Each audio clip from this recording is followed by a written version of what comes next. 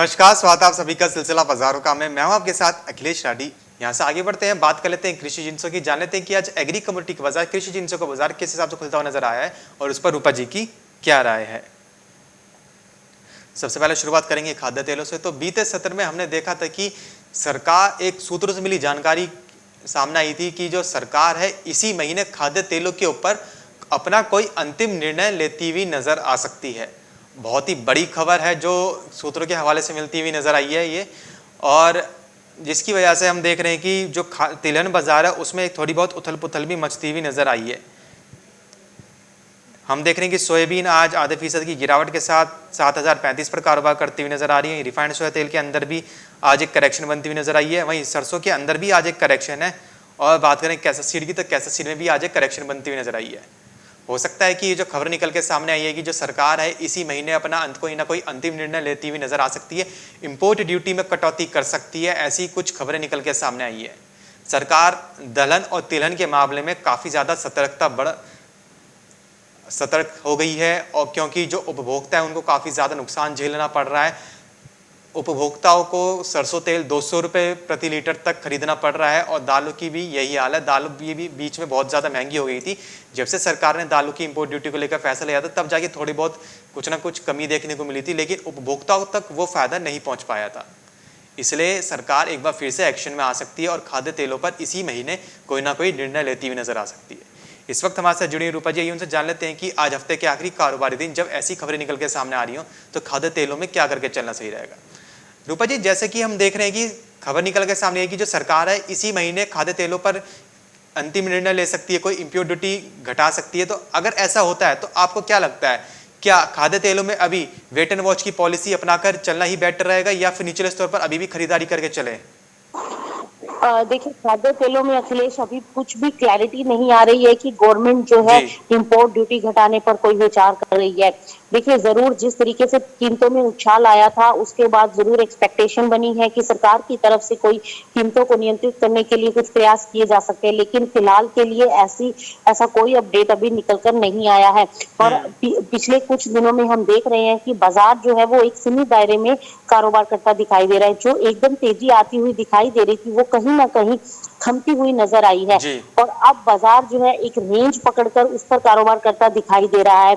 अभी फिलहाल सरकार की तरफ से ऐसी कोई भी अपडेट नहीं है कि इंपोर्ट ड्यूटी को कम किया जा सकता है, और इसके चलते कीमतें जो है वो रेंज बाउंड एक्टिविटी दिखाती हुई नजर आ सकती हैं।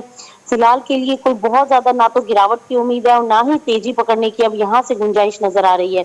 जो जून वायदा है वो ज्यादा से ज्यादा 7200 से लेकर 7000 की रेंज में कारोबार करता दिखाई दे सकता है सरसों का।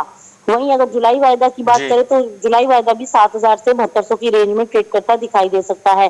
रिफाइंड सोयाबीन ऑयल की बात करें तो वो 1380 से लेकर ऊपर में 1420 1440 की रेंज दिखला सकता है। Same as it is soybean भी नीचे में अगर गिरता है 7000 के नीचे, जैसे कि आज भी हमने देखा जून वायदा 7000 के नीचे लुढ़कता दिखाई दिया है, और अगर 7000 के नीचे की सस्टेनेबिलिटी आती है तो 6800 तक नीचे लुढ़क सकता है। देखिए अखिलेश, अभी जो विदेशी बाजारों में तेजी आ रही थी उसकी वजह से भारतीय बाजारों में तेजी देखने को मिल रही थी। वहीं दूसरी तरफ कहा जा रहा है कि सरसों का इस बार प्रोडक्शन काफी अच्छा खासा है, जो कि कीमतों में अब बहुत ज्यादा तेजी को आने नहीं देगा। बढ़ती हुई तेजी पर अब कंट्रोल होता हुआ दिखाई दे सकता है। तो फिलहाल के लिए बाजार एक रेंज में घूमता हुआ दिखाई दे सकता है। बहुत जो लंबी तेजी अब बननी थी वो अब दिखाई नहीं दे रही है, क्योंकि ऑलरेडी कीमतें बहुत तेज हो चुकी हैं। वायदा के साथ साथ हाजिर मंडियों में भी कीमतें तेज हैं। आम उपभोक्ता पर महंगाई की मार पड़ती नजर आ रही है। दालों की कीमतों में तेजी है, तेलों में तेजी है, इसलिए अब सरकार चौकन्नी होती भी दिखाई दे रही है। हो सकता है कि सरकार की तरफ से ऐसा कोई अपडेट निकल कर आए और उसके बाद फिर बाजारों में गिरावट बढ़ सकती है। इसलिए जिनके पास अपना माल रखा है वो थोड़ा थोड़ा करके माल को लिक्विडेट करते रहें, क्योंकि कभी भी मार्केट यू टर्न लेती हुई दिखाई दे सकती है। फिलहाल के लिए एक रेंज बाउंड एक्टिविटी देखने को मिल सकती है।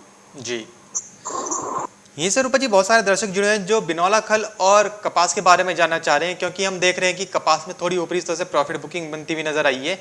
और वहीं बात करें अगर बिनौला खल की, तो बिनौला खल में भी आज देख रहे हैं कि एक हल्की सी करेक्शन बनती हुई नजर आ रही है। ऊपरी स्तर से प्रॉफिट बुकिंग आज बिनौला खल के भी ऊपर बनती हुई नजर आई है।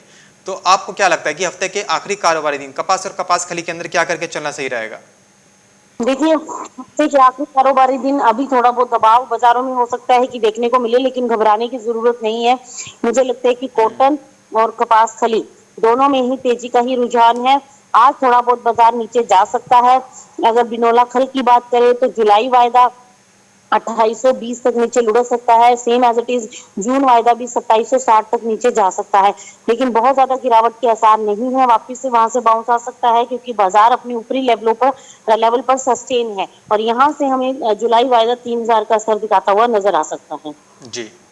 ये रूपा जी बात करें अगर चने की, तो चने में आपको क्या लग रहा है कि चने में कैसा रुझान देखने को मिल पाएगा आने वाले कारोबारी सप्ताह के अंदर? हम देख रहे हैं कि 5200 के ऊपर अभी भी सस्टेन होकर चल रहा है।